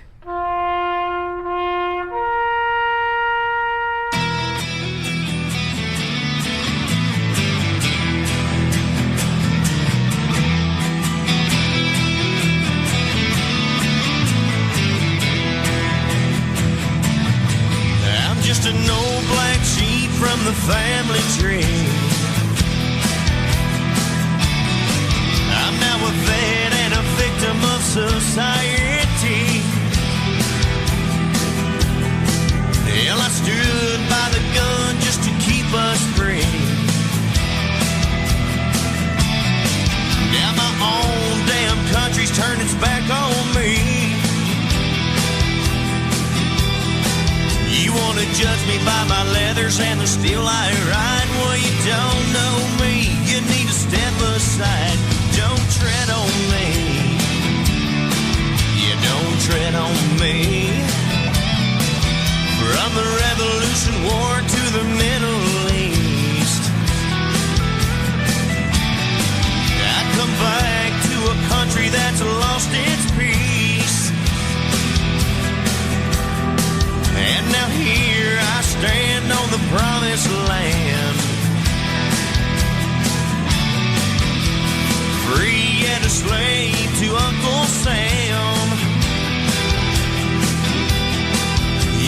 judge me by my leathers and the steel I ride? Well, you don't know me, you need to step aside. Don't tread on me, you don't tread on me. Well, you think you know me, but you haven't got a clue. I stood and fought so that you would not have to. Don't tread on me, yeah, don't tread on me.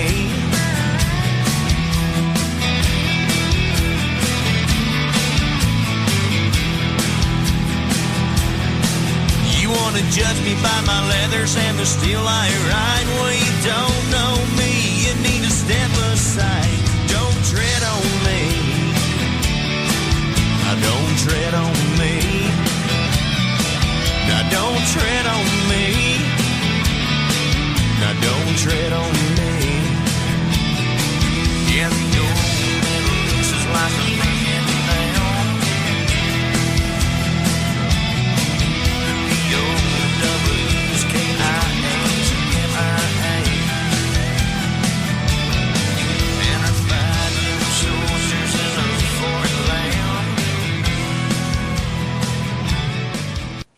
And we're back on Right Side Patriots. Craig Andreessen from the National Patriot, Diane Sorey from the Patriot Factor, and our special guest today, Christine Lakatos from an undisclosed location in California. I'm sure the CIA and the rest of the alphabets who are listening to the show right now know exactly where you are. So Diane and I feel like we're in pretty good company. I mean, 3 threats to national security. Here we are. Come and get us. Yeah. But, you know, where we left off before the break, I want you to get into this business with Charlie Crist, because this guy changes sides more often than the Italians in World War II. Yes. It's crazy. Now, keep in mind when I said Florida Power and Light, they're saying that they all have direct beneficiaries of Scott's policies, when we know Florida Power and Light is a direct beneficiary of President Obama's green energy policy and the cash that followed it. Remember, we're talking $150 billion, of which $100 billion came from the stimulus package, and they're not done. You've got the Climate Action Plan. They want more money. They want to give money now to other countries. I'm like, what are you doing? Anyway, we won't even go there. So what happened was you've got Next Era Energy, the 3rd largest power company in the world, whose CEO was close to the White House as a member of his President's Jobs Council. And Next Era ended up becoming the 3rd largest recipient of the Department of Energy risky stimulus loans. Remember, I talked about the 1703, 1705 ATVM. They won 2 large loans for 2 projects, the Desert Sunlight and the Genesis Solar Project, almost $2 billion. Not only that, Next Era is one of the biggest beneficiaries of the wind energy production tax credit, and they also snagged wind energy and other stimulus grants, okay? I did a whole file on that situation.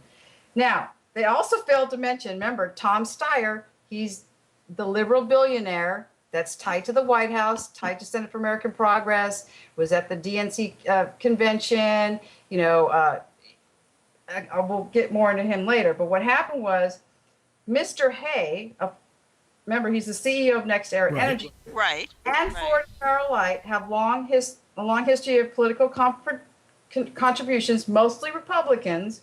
They had a cozy relationship, Mr. Hay, with Governor Charlie Crist. And what is that cozy relationship? Donations, of course, to Crist when he was a Republican, okay?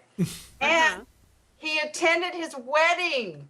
Oh, no. Oh, that was a big joke down here. Okay.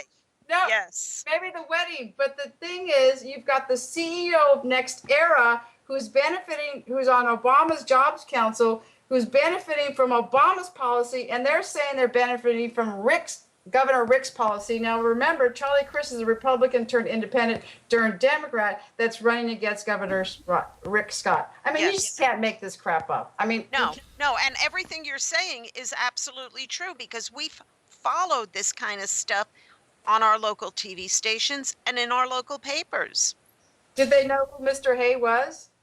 I'm not sure about that, because most of the papers down here do lean towards the left, and we don't really get much of the truth. We get little drips and drabs from certain columnists, but I do remember these people being at that wedding because there were photos all over and Yeah. whatever. They made a big deal of it down here, and those names do ring bells. Yeah. So, You know- and that's the thing about the ad. Not to mention that PolitiFact gave one of the ads, I don't know which one, is a half truth or something. So, this climate change machine that is, and basically this is where we got to get serious. The problem is that people are so ignorant to the reality of the fact that the left is in bed with dark money, and they're pointing the fingers at the Koch brothers. And this is how it goes. The rest of the ads, I looked at all of them, and basically their general theme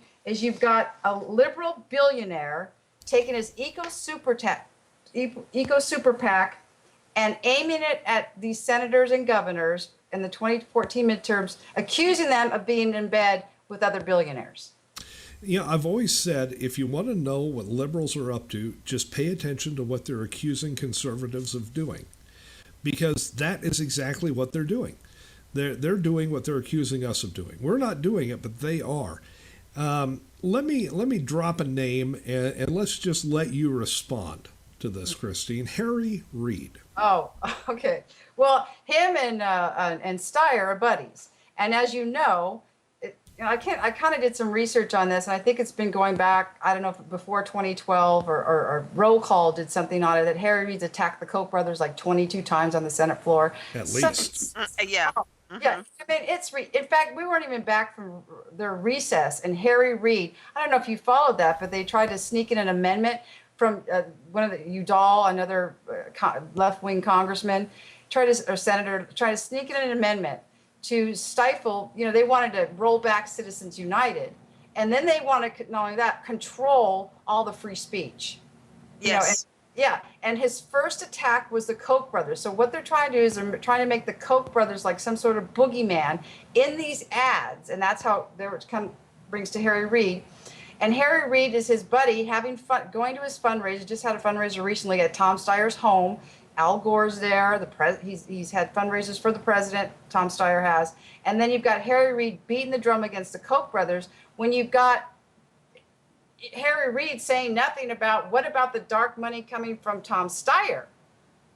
But right, fed together, they're trying to get this message, and I think ignorant people will eat it up, and that's the problem that we have, because they don't know that the left, the Democrats, are in bed with dark money. And they want to make the Koch brothers. Yeah, they want to make Koch brothers the villains in Right. all of this. Citizens United is a great friend of Right Side Patriots and CPR Worldwide Media. So obviously we were paying attention when that bit of spewage came out of Harry Reid's pie hole. And, this entire situation is nothing but a way. I mean, every time now today, Obama spoke to the United Nations about climate change. Diane and I already went through the fact check situation on that. Everything he said was pure crap.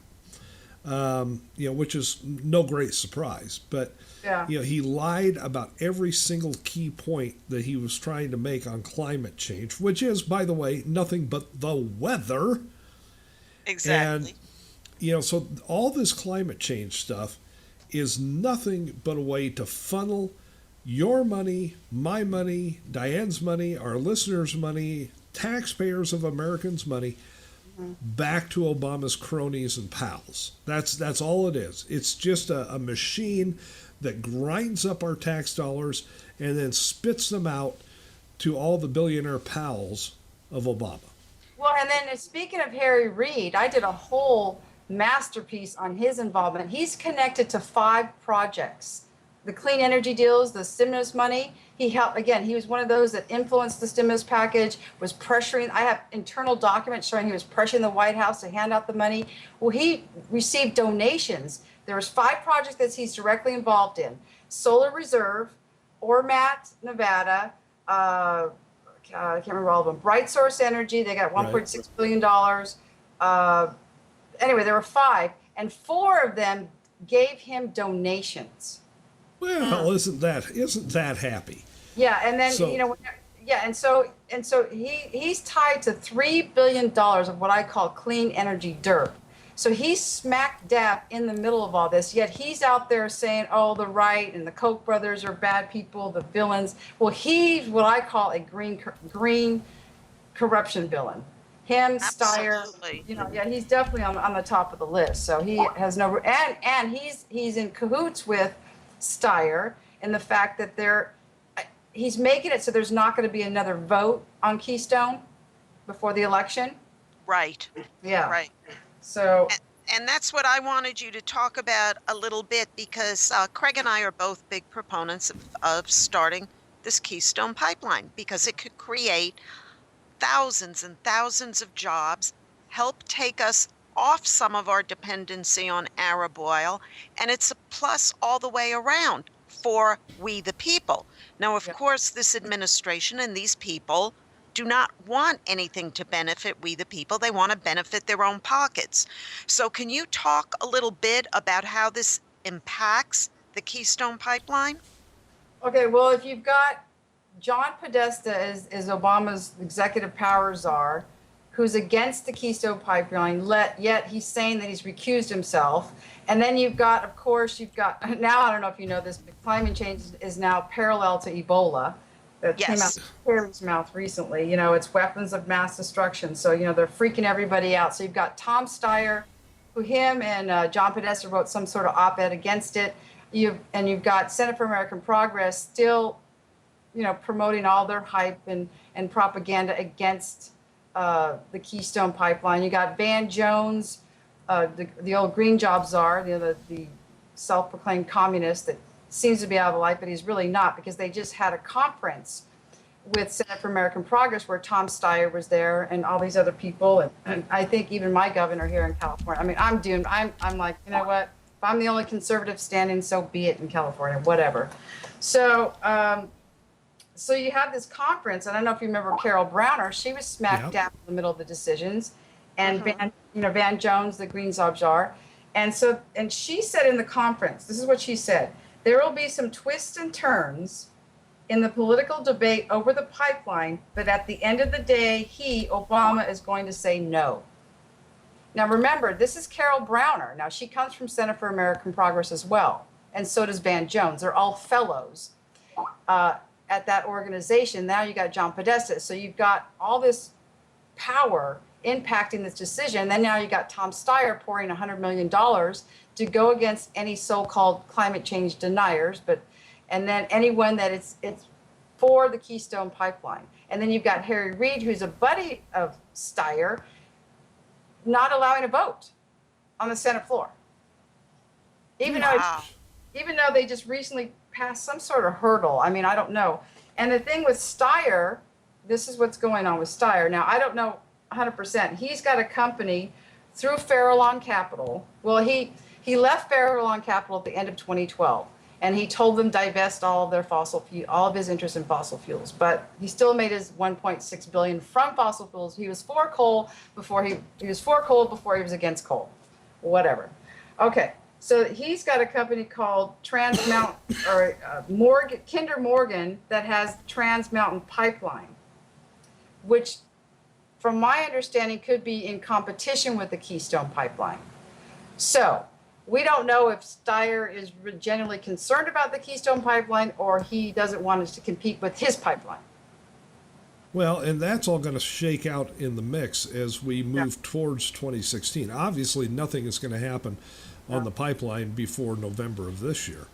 But this whole pipeline deal is pitting two huge Obama supporters against each other. And I'm wondering, Christine, if you've had any dealings with this conflict. You've got the unions who would be building a major portion of the pipeline against the greenie weenies who are getting all the taxpayer money.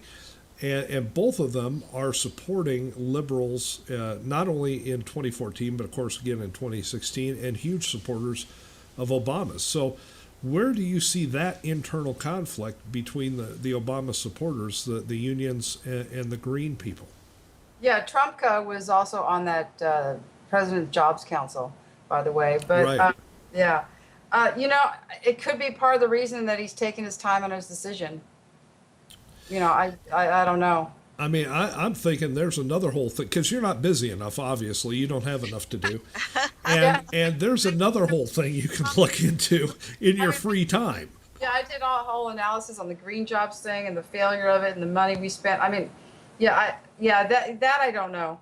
But I do know that there's a connection between Steyer, and then he did say that with the Kinder Morgan, that he was going to give it all to charity, some sort of nonsense like that. But I know that Harry Reid and Steyer are pals, and they're fundraising pals at that. So you've got this whole connection where, they're blaming the Koch brothers, and yet they've got dark money. And Steyer's not the only dark money. You got Soros, who's been around forever, and of course, really close to the Clintons, and we're dealing with that another time. And they got the Democracy Alliance that, like, I haven't even opened up that can of worms. I looked at it and I said, "Oh my God, I'm going to faint." The new people, Wall Street, and then you got the venture capitalists now that Google and Farallon Capital, a different company, and Vantage Point Ventures, that are all connected to this green energy scam. So, wow. And then while we were talking here, I just got sent the newest Florida poll numbers on the race between Chris and Scott. And right now, the race is extremely close. It's 44% for Rick Scott, 42% for Charlie Crist. Well, that basically is a dead heat. And that's very scary with just a few weeks left to go in the election. So we need to really get this corruption story out there. Yeah, and throw in one more last tidbit with the Tom Steyer thing, is that also on top of he made his money from what they deemed dirty money. He is part of the dark money culprit. He's one of them, and he benefits from the Keystone Pipeline, most likely, the rejection of it. And then you throw in the fact that he's also an investor in a company called Greener Capital. Now, this Greener Capital has a portfolio. I haven't been able to find all of it, but I do know that one that came to mind, Sungevity, because they got a ton of free stimulus money from the grant program. So not only does he benefit in other ways, he benefits from the green energy policies and the money that they're throwing at it. So, I mean, if that's not corruption, I don't know what is. And then he's helping. I don't know if you caught that at the beginning of my post, but the Washington Post, they've labeled him as the man that has Obama's ear when it comes to energy and climate change. This is the Washington Post, by the way. Steyer is helping drive policy in Washington. I'm telling you what, you said a couple of times today, you said, well, we'll get into this another time. Well, you're damn right we will, because if you think this is the only time you're going to be on Right Side Patriots, you got to think again, Christine, because we're going to have you back. I mean, this is the web of deceit and lies that is involved in this thing that you have spent the last 5 or 6 years uncovering is absolutely jaw-dropping. If people want to read more about what you've done over the last 5 years, where do they go? How do they find your blog? I'm at it's called the Green Corruption Files. It's the blog spot. I don't know the address, but if you Google green corruption, I take up the whole front page. I'm not surprised. I mean, the amount of work that you've done. So go to Green Corruption, look for the Green Corruption Files. You can Google it. Google, of course, is getting money from all of us taxpayers. But, and this is Christine's way of getting even with them. If you Google Green Corruption, she takes up the whole first page. So it's her way of getting even. Your blog is actually greencorruption.blogspot.com for all our listeners. Yeah, and I'm going through, and this is really critical that I hope your listeners, if they live in Colorado, Iowa, New Hampshire, or Michigan, Florida, Maine, or Pennsylvania, that it's important that, they spread the news what's going on, because these ads are, I just read a memo that came from the Steyer camp people saying that it's working. It's working by attacking the Koch brothers. The people that are ignorant are buying into the lie. So we've got to counter in those states. We've got to come up with counterattacks in those states. Now, Christine, let me ask you this in just a couple of minutes that we have left. What do you want to do with all these volumes of material that you have put together and that you have cataloged and that you have worked your way through over the last 5 or 6 years? How do you want to get this stuff out to the general public? Is there a book coming? Are you doing a book, or how do you want to do this? Yeah, well, I actually had a couple people interested in doing the book, but it's a matter of coming up with a publisher or somebody that would financially back it. And I do have a couple people that would be interested in co-authoring, because I don't have the name recognition, but I do have somebody that has name recognition that would be willing to do it. It's just a matter of funds. So if we can get a backer, then we could turn it into a book, because I already have it laid out in chapters. I have 300 pages ready to go. Now, as we wrap this up today, because I compared you to Aaron Brockovich earlier in the show, and we all know that Julia Roberts played Brockovich in the movie. Who gets to play you? Because I see a movie coming from this when this is all said and done. So who would you want to play you in the movie? My favorite is Diane Lane. Oh, okay. That's a good one. Yeah, I can see that. Darken her hair a little bit. Let her. Yeah, I think she'd be good. And I was thinking more along the lines of maybe Moira Kelly or Kate Beckinsale. I don't even know. Nah. Moira Kelly's pretty good. Christine's is a better choice. But I'll go with Christine's. Christine Lakatos has been our special guest on Right Side Patriots today. Christine, you have done amazing work trying to put this all together and uncovering everything that you have. And you're not done. You're just getting started. Yeah, my next one, I'm going to look at some more of those ads, and it's this radical liberal billionaire is bombing the areas with attacking GOP candidates allegedly, wait for it, associated with billionaires. How about that? You will come back to the show, right? Funny, yeah, okay, yeah, absolutely. Yes, Great. we need to follow up on this and expose as much as we can. Yeah, those ads. So yeah, we need people to get out and vote and do what you can to save the Senate, or not save the Senate. We don't want the Democrats to have the Senate. I mean, Harry Reid's a disgrace. Yes, they're all we need a disgrace. to take back the Senate. We need to take it back. That's why Craig and I tell everybody, put a clothespin on your nose if you have to, but pull that R lever. Yeah. Christine, thank you so much for being a part of Right Side Patriots today. Anytime. Diane, we're out of time. Yes, what a fast, jam-packed show this was. We also want to thank JILL TAHMOORISSI for being our guest today, getting us up to speed with things that are going on with her son, Andrew Tahmoorissi, still in jail, still in Mexico, still being ignored by the Obama regime. Folks, we'll be back on Saturday. If you missed any part of this show, you missed a lot. It will be rebroadcast tonight at midnight Eastern. Say goodbye, Diane. Bye, guys.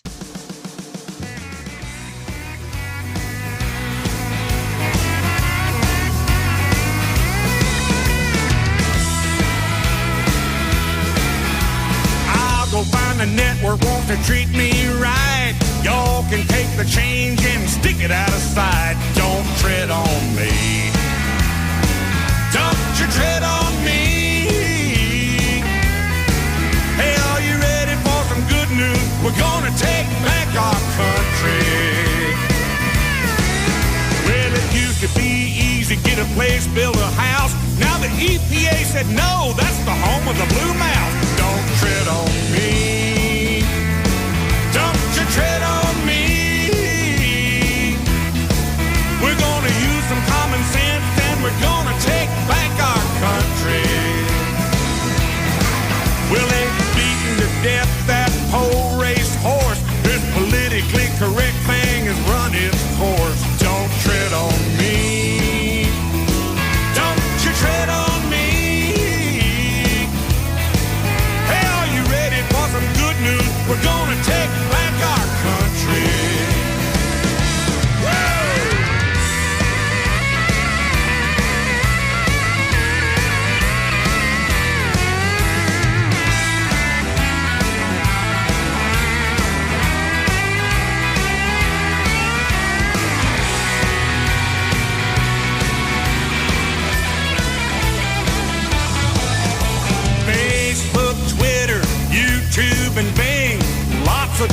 bosses from showing them bangs. Why don't you mind your own business?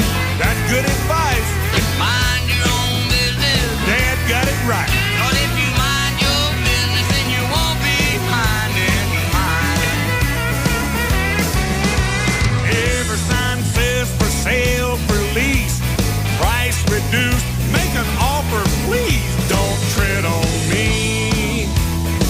Don't you tread on me. Hey, are you ready for some good news? We're gonna take back our country. There's no way today we could build Boulder Dam. There'd be way too many government permit scams. Don't tread on me. Don't you tread on me. Hey, are you ready for the good news? We're gonna take back this country. Hey, Barack, pack your bags, head to Chicago. Take your teleprompter with you so you'll know where to go. So move it all over, move it all